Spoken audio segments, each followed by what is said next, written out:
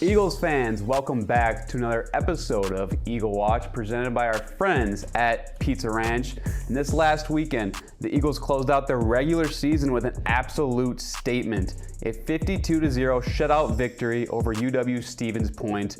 Total dominance in all three phases: offense, defense, special teams.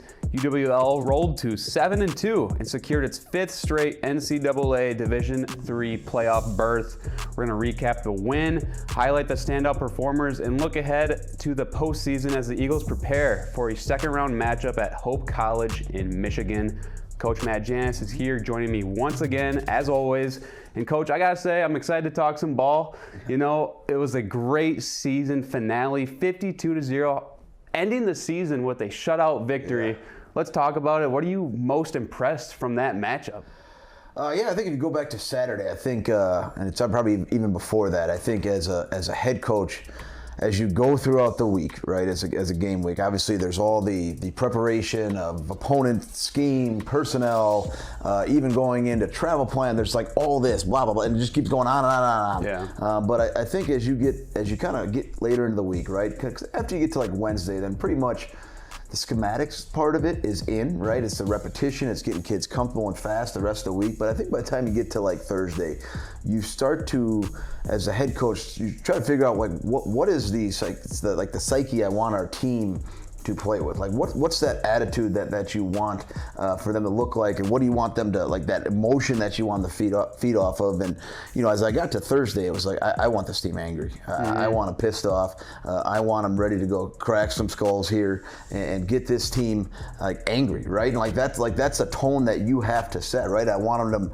angry about last week. I want them angry where they were, angry about dropping in the rankings. Like I wanted that group angry, and obviously in turn hoping that emotion would then in turn play physical. And so that's a tone you got to kind of set on Thursday, right? And I think, and that's not just like the players, right? That's like program wide. Like I wanted our coaches angry, and right. I don't think I talked to them past Thursday. Like, and there's a purpose to that, right? Like I did not talk to them. Like I wanted the edge set with those guys specifically, and then for that to trickle down. And so then in turn, I think you saw a team that played really, really angry and fed off that emotion. And each week it's different, right? Like sometimes I don't want that. Sometimes I want them calm. Like sometimes in big games, I want that group like as calm as can be. And so I think we first and foremost saw a team that played really, really angry and in turn answered the bell from a physical standpoint. And I think that starts in the trenches on both sides of the ball, goes over into then our skill positions with everything there. And so I think we saw a group that played like that. And then, you know, the second part, I wanted our team, because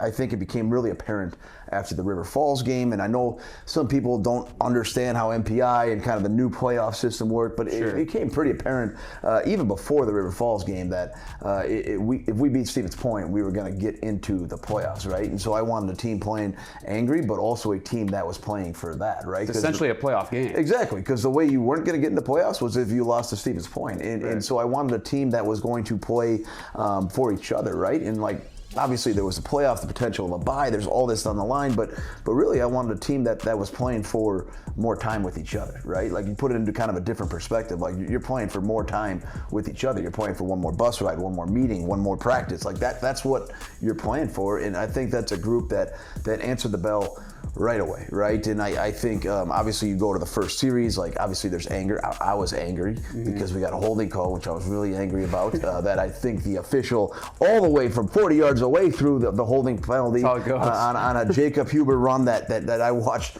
work, and Coach Yegi had that in all week. I watched that thing 15 times, I think, just Jacob rip it in practice. And obviously once we get in the game, we rip it, and I was angry about that holding call. But obviously we had to punt then. Our defense gets a stop, we get the ball back, and then from there, I think just on offense, a group that just played physical, a group that played angry. I think when Big Nolan comes up to me and he launches me, I didn't know Nolan could push that hard, but he pushed me. He says, "Coach, I'm an effing killer." Yeah. I'm like, "Yep, that's the mindset I wanted that group in." And obviously with Nolan as the quarterback, when he comes up, like I said, I didn't know he could push me that hard, but he launched me. He tells me like that's like the mindset I wanted that group in, and then it just carried throughout the rest of the afternoon. Yeah, when you got 3 first quarter touchdowns, you know he's got that dog in him. He does. Yeah, and like when he comes off the field and like like, because there's like different game modes, right? Like, Kobe called what did Kobe call it? That alternate ego, right? That Kobe used to have, and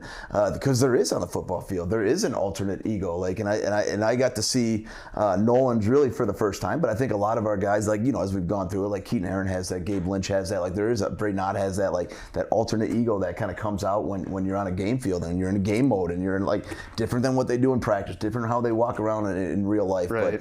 But to see Nolan's alter ego was pretty exciting for me. Two split personalities. Like, I love that. NFL players, I mean, they say they're like that too, which is it's interesting. You kind of mentioned how these guys are playing for each other here. Let's talk a little bit about the seniors here. Especially this last game, you kind of mentioned it's like a playoff game. It is, yeah. Are you seeing extra emotion out of these seniors? This could be the last rodeo here. I think the emotion that they're showing is they're just playing. They're playing. They're giving everything that they possibly have, and I think it's a group. I look at Gabe Lynch, right, and how banged up he's been all year, and just to see him, and I think he took that brace off this week off his leg, and to watch him play, and there was like 6 times I just said in the headsets to the offensive staff, I'm like, it is so fun just watching that guy run the football. Like, I could have spent the entire day at Stevens Point, just watching Gabe take handoffs and watching what he does with the football. But I think that senior group, and as they have been since January, is just different. Like, they're just so invested into our program, so invested into this team, so invested into doing things the right way with each other. And so they continue to just lead this group. And it's not me, it's them, it's those guys pulling along. And I think when you have a player-led team, that's pretty special. Definitely. On the defensive side of the ball, you pitched a shutout, which is extremely impressive, on their home turf, which is awesome. Held Stevens Point to just 167 total yards and forced multiple turnovers. Let's talk about the defensive side of things. How's the discipline over there? You guys are just animals. Yeah, I tried to set an edge with Coach Z and Coach White. I know we had like a little meeting on Thursday, and I tried to set an edge with them. I'm like, you guys play perfect, that period. And they're pretty close to playing perfect, obviously. Yeah. When there's we were talking after the game. I'm like, well, you guys were pretty. I don't know. You gave up 0 points. That's pretty perfect. But no, I think obviously Coach Z had a great job, a great game plan, and that's tough against them because they're in and out of, like we've talked about, they're in and out of really like kind of option formations and bone, and then they're in empty, then they're in normal sets, and then they're shifting back and forth. And so all the different checks that we had to work on all week, and to see how fast our guys were able to put, you tell how much how well they did in practice, because we were so fast with our communication on Saturday. And so that's a credit to Coach Z with everything. And then, I just think we were able to use the strength of our defense. I thought our defensive line was able to reestablish the line of scrimmage, was to threaten the quarterback, give them different looks, and the way Z presented some different spin down to some of their 3x1s was really good. And like I said, overall, I mean, getting turnovers was huge. Interception to that fumble really on the second drive of the game, and to give our offense field position right there to then throw the fade to Jack. And like when you got that going in sync, and like we've talked about with this team before, like when we're in sync and we got momentum going on both sides, it's a pretty scary unit to watch. Yeah, definitely. So I didn't get to make the trip to the game, but did Eagles fans make the trip, and were they an impact, in the stands? Yeah, they were awesome as usual. I think we had some parents come in a limo. That was kind of new. Really? That was kind of new. I think we had some guys kind of from that area, a group of parents, so that they were tailgating with a limo. So that was kind of a new setup. But I think it's always special when you get to an opponent's stadium, right? When the buses pull up, and the first thing you see, and this happens like all the time with our fans, and not even before, like, right, we're talking like 3 hours before the game, and you pull up to an opposing venue, and the first thing you see is the Eagle flags in the parking lot, and you pull up right next to your parents, and you got everybody cheering as they get off the bus. Like I just think that helps so much, like especially when you're on the road, right? Yeah, that's comfort right there. And I know we got a even longer road trip here coming up, but I hope that can continue with our crowd. Yeah, Eagles fans are the best, man. It's sweet. Before we head on to this playoff preview here, I want to talk a little bit about special teams, because Ethan Tranel placing 3 punts inside the 20. Dude's got a cannon of a leg. He is a weapon. I mean, he's one guy, and I tell him all the time, I never want to see him on the football field. I don't ever want to see a punter. But when you do see him, like he is, and I get to see it every day in practice. Like I just call them, they go into orbit, right? They actually leave Earth and go into orbit. Some of his balls, but his hang time and the way he strikes the ball, like it's difficult, and we've seen this now. Maybe the last 3 weeks now, going back to Stout, like it is difficult for returners to field his punts because of the hang time that he puts on it. A lot of waiting and thinking about it. It is, and I think River just lets them go at times. There was a bobbled one at Stout that resulted in a touchdown. Like, yes, the kid dropped it, but again, the ball is up there. The hang time is ridiculous. And then you switch gears and then go into the Stevens Point week, like the same thing. The kid we muffed another punt with that because of what he does, and then obviously the ability not only to have a tremendous leg, but the ability to place opponents within inside the 20. Yeah. Especially in what maybe people seeing it at home like didn't know, like that was some horrible kicking conditions. It was horrible. The wind was really, really strong. I mean, I think we were up to like 15 to 20. And so we tried to play the wind, and like you got to get out early to like we're warming up like an hour and 10 with our kickers and our punters, and John Larson, our kicking and punting coach, did an awesome job. You have to figure out where our kickers are going to aim. You're going to figure out where, okay, his distance on this end of the field is here. Same thing on the other end of the field is here. And then we got to talk with our punting, like, hey, we want to directionally punt, like what's going to happen when we get the wind blowing this way and we want to directionally punt this way.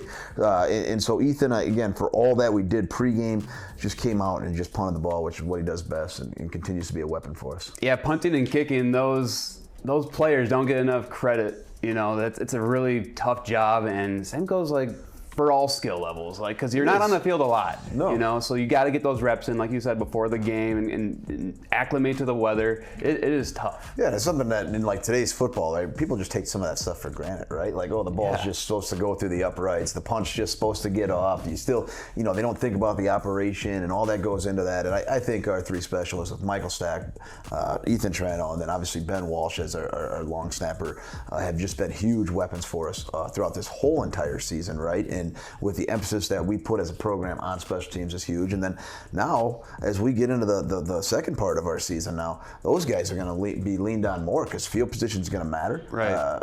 Any points that we can take is going to matter. And then on top of it, like, it's also going to get really, really cold here. Like, we were lucky. I mean, I know there was a strong wind at Stevens Point, but it was like 55 degrees. Like, those days are gone. And so it does get harder to kick the football. It gets harder to snap the football as the weather gets colder. And so those guys are going to have some huge jobs here coming up. Definitely. Well, congrats on the season finale. Congrats on the regular season. But we're just getting started here. Coming up next, we're going to look at the NCAA playoffs and who the Eagles are going to be facing. But first, let's hear a word from our sponsor, Pizza Ranch. Pizza Ranch serves buffet your way. Dive into our buffet featuring a variety of legendary pizzas, crispy fried chicken, and classic American sides. And don't miss out on the excitement of our Fun Zone arcade. Pizza Ranch, everyone's favorite buffet.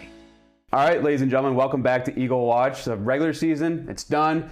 Coach Janis and the Eagles just stomped the Pointers 52-0, and now we're looking into the postseason here, what really matters, and it's the 5th straight NCAA Division III playoff berth. How rewarding is it for this group, for this program? Obviously, you explained that last week was emotional because we're playing for the playoffs here, and now we got it. So what's the emotion like in the locker room? Yeah, it's pretty special as a whole, right? Like 5 straight playoff appearances, like, and that's coming from our league. Like, that's hard. That's not easy to do, and so I think that's pretty remarkable in itself. I think it's even more special to me. This is going to be the 4th year out of 5 that I get to spend Thanksgiving with our guys, and I know moms and grandmas don't like that very much, but it's really special for me because you play for that, right? And I certainly hope that we can be having Christmas together. And so just to have like all that is really like, as I've gotten older in my coaching career, I think I've taken more time to enjoy some of that stuff and enjoy like those little things of like having a Thanksgiving practice to spending another week with your guys. Like, that's just really, really special to me. Yeah. I was going to ask, because of that, obviously you have that week, this week off, this weekend. and then it is the holidays. Is that a complication at all, or I mean, you sound like you're pretty comfortable. Yeah, I think we got. I think we were hoping for a bye week. I mean, obviously you just want to get in the playoffs, right? And so you're hoping for a bye week with kind of where we were seated. We knew we were going to be kind of close with everything, and I think a bye week will help us get this team more healthy as we get going. Obviously, give us a chance to recover a little bit, and so I think this is relatively new for the playoffs, right? This is the second year now where there have been bye weeks in the playoffs. So it's a relatively new concept, but we've been trying to, get like these last 2 days, we haven't had any contact outside of lifting weights with our team. We've tried to give them the day off. We gave them the day off yesterday. We had weights only on Monday. Heal up. Try to give them a chance to heal up, but also to hit reset, like that is a long, we've been going since August 13th and until now, that's a long time for our guys. And then, what also people don't understand from the outside is that our guys that are at UW lacrosse, they're taking really, really hard classes that I probably can't pronounce, a lot of them. I mean, I look at our defensive line, we got 3 guys trying to be doctors, and so our guys, and you see this every year at lacrosse, is we kind of hit a span of the season where our guys go through a lot of mental stress, and they have a lot of. It is hard because they're trying to balance football. But what happens a lot at UWL is that there's midterms and that there's they just get at a certain point of the year they just get kind of dumped on with school, and it's hard for guys. And guys are not struggling, but they're having a hard time trying to balance everything. And so I'm hoping this week too that we can give them that kind of mental reset as well, reset to focus on some of their classes, to try to make that, now we're kind of getting into that last, really 3 weeks here, that kind of moment where you can really kind of affect your grade or not up until finals. And so try to give them time to get focused in the classroom. We'll be back at practice today, and it's going to be all individually based. We're not going to introduce Hope College yet. We're not going to get to that point yet. It's going to be more. We need to play with better technique at some time, so we're going to have an individually based practice. Thursday, Friday will be Hope, and then I'm trying to give our guys a chance to go home. So we'll have the weekend off till Sunday night, and I'm hoping, and I think a lot of them have already kind of told us, give them a chance to kind of go home and spend Thanksgiving, and maybe have a weekend Thanksgiving with their family, because on Thanksgiving we're traveling. We're going to practice, and then we're on the road. We got a long trip out to Holland, Michigan, so we'll be on the road by then. Yeah, I mean, obviously it is a little ways out, but I'm really glad that you stressed on the balance here, because I think some people, maybe like casual watchers or elder people that maybe forgot how college was. College is hard. You're taking hard classes, and these guys aren't just full-time college football players. They're also trying to be doctors. They're trying to be lawyers. They're trying to be these incredible things while balancing and being on a great football team. So credit to them. And I know it is a little ways out. You got this weekend. You got a little bit of breather. But what are the early keys to preparing for a team that you've never faced before? Yeah, it's obviously, it's kind of ironic because I think I listened to a podcast and then a bunch of interviews from their head coach this summer. So it's kind of ironic how full circle here. How it all kind of goes full circle. Because I remember I listened to one podcast. I'm like, oh my, he really I'm kind of stealing some of his ideas. I like the journey that he's had. I liked a lot of the things that he had to say. So I kind of dug into some more, kind of interviews with him. And then all of a sudden now we're playing. We're playing against each other. So, but I think Hope is, especially over the last 2 seasons here, I think they're a top 15 football program in the country. I think they play. They're really, you can tell from a coaching standpoint, they're a great staff. They're certainly, without a doubt, going to challenge us really in all 3 phases with what they do. I think their offensive play caller is phenomenal. I think some of the stuff he does, he's not overly exotic, doesn't go crazy, but the stuff that he does is really, really sound. It's really, really good. The RPOs that he attaches, along with some of the quarterback run game, and then his ability to get the ball to the wide receivers, who I think are really, really talented. I think 6'5", 15 over the top. 15's 6'5", and he just rips posts with them. I think he's got a really good game plan each and every week, and he's a phenomenal play caller. He's got great like he's got great feel for the moment of the game and when to take a shot and when to do this and what the opponent's doing. So they're really well coached on the offense side of the ball, and then I think the defense side of the ball is the same way. And I think it's going to be challenging because we got to figure out what their game plan is going to be. I think their defensive staff has different ways where they play people, right? And in terms of who the opponent is, in terms of what the front's coverages are going to be. And so, like, yeah, we're going to have to plan for a lot, and then we're going to have to adjust on game day as we go. But no doubt, top 15 football program in the country. You know, you've heard about them over the last couple of years, but we haven't, like you said, we haven't had any matchup, even though they're not that far away. We've played some, we played like way back in the day, some teams from that league, but haven't played Hope. And obviously they had a really good run last year, and they're continuing to build off of that this year. And so we're going to see a really, really good football program that I think also plays at a really physical level across the board. And like you can see how fast, how confident their kids play and how much they want to smack you in the mouth. And that's going to be no different for us come a week from Saturday. Yeah. I love how you're just like, yeah, we're not really focusing on them yet, and then you just lay down their whole team. Well, Coach Janis, Coach Janis been looking. Yeah, Coach you don't sleep. You're always locked in. It's a goofy time of the year. It really is. Right. It's like you have this bye week, and we don't. I don't know if I have the perfect answer for it. I don't know if anybody in Division III right now does, right? I've talked to 2 coaches from our league, right, that have bye weeks, and I've talked to them about some of the different things that they're doing. So I've talked a little bit with some staffs, but I don't think anybody's got the perfect answer. It's also a goofy time of the year because you have like the kids going through all the finals in school. You have this bye week. Do you want to start on Hope right now? And the next thing you know, you've schematic and you're changing your whole defense and your whole offense to play Hope. And it's like, hey, we got to stick with what we do.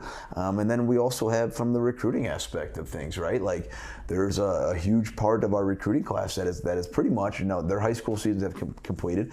There's a huge part of our high school class that are now, they're done. Like they're ready to make their decision. And so it's like, okay, we're trying to balance some of that stuff as well. That's a lot, yeah. And then we also, what's happened now Division II seasons are done, like the transfer portal's AWOL right now. And so we also are trying to do some roster management these last 2 days as well, and try to focus on a little bit on a recruiting class, trying to focus a little bit on some mid-semester transfers, because those guys aren't going to wait until our December's done. So you're trying to balance a little bit of that, and I think our staff's done a really good job. Like I know we've had some offensive and defensive meetings on Hope. We've had a little bit of, we've probably had more staff meetings on travel and like how we're going to get there, how we're going to get this week, what's our schedule look like. Routine. And our defensive met, we've watched some of the Hope together, so we've kind of done a little bit of that. And then we've done a little bit of recruiting, and we've kind of done a little bit of scheduling. So we've kind of, these last couple of days have done that. And now as we dip into today, tomorrow, Friday, now it's going to switch gears and it's going to feel like we're back kind of in a game week. Yeah, definitely. It's going to be here before we know it. Exactly. And hopefully you can enjoy this weekend a little bit. Obviously, we know you don't rest, you don't sleep. This guy's out of control, but you're leading a great team here, and I'm excited to see what the Eagles can do in the postseason. So next week we're going to talk all about Hope and the travel and everything playoff-wise. So Coach Janis, thank you for joining me once again. Let's go Eagles. I'm looking forward to it. The game is on November 29th at 11 a.m. So, Eagles fans, plan accordingly, do whatever you got to do to get to Michigan and make the trip with these guys. So it's going to be a good time. So, Coach Janis. Thank you, Lucas. Go Eagles. Go Eagles.